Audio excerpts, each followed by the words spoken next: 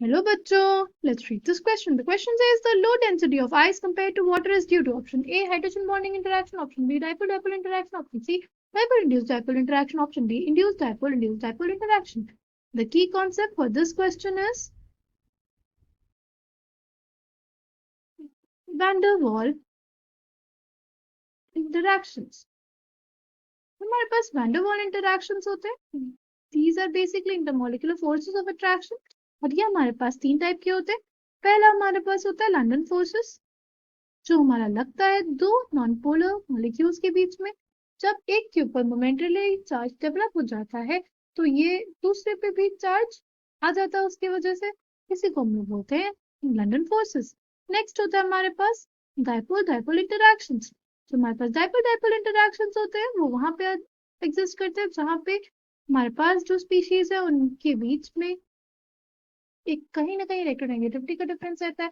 एक ज्यादा इलेक्ट्रोनेगेटिव होता है तो वो अपनी तरफ इलेक्ट्रॉन डेंसिटी को पुल कर लेता है और खुद के ऊपर पार्शियल नेगेटिव चार्ज आता है उसके ऊपर, और जो दूसरा स्पीशीज होता है उसके ऊपर पार्शियल पॉजिटिव. ठीक. जो हमारे पास डाइपोल डाइपोल इंटरेक्शन होता है उसका एक स्पेशल केस होता है हमारे पास, वो होता है हाइड्रोजन बॉन्डिंग.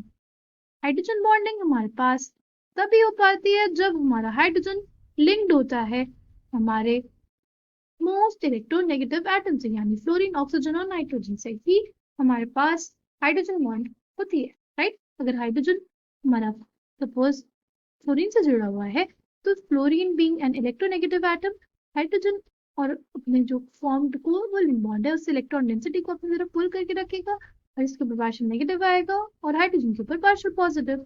लाइक अगर आज मतलब किसी भी सब्सटेंस के एक मॉलिक्यूल तो तभी बहुत सारे मॉलिक्यूल्स होते हैं तो उसको यहाँ पे दूसरा मॉलिक्यूल ऑफ HF दिखेगा और यहाँ पे जो फ्लोरीन होगा उसके ऊपर भी पार्शियल नेगेटिव है और हाइड्रोजन के ऊपर पार्शियल पॉजिटिव है. तो ये जो नेगेटिव और पॉजिटिव है इनके बीच में एक फोर्स ऑफ अट्रैक्शन डेवलप हो जाएगी. इसी को हम लोग बोलते हैं हाइड्रोजन बॉन्डिंग.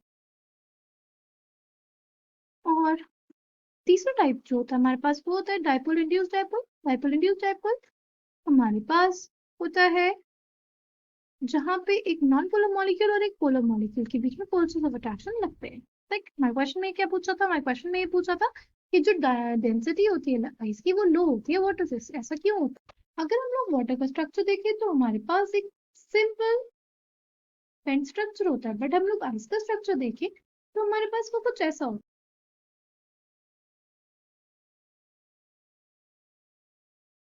ऑक्सीजन एटम है वो हमारा लिंक्ड होता है तो और हाइड्रोजन से.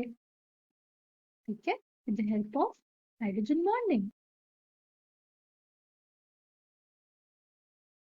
टेट्राहेड्रल काइंड ऑफ स्ट्रक्चर बन जाता है. और अगर टेम्परेचर बहुत ज्यादा कम हो जाता है हमारे पास तो ये एक हेक्सागोनल अरेंजमेंट शो करते हैं.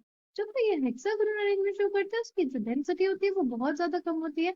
इस वजह से हमारी जो डेंसिटी होती है आइस की वो बहुत ज्यादा कम हो जाती है वाटर से. ठीक.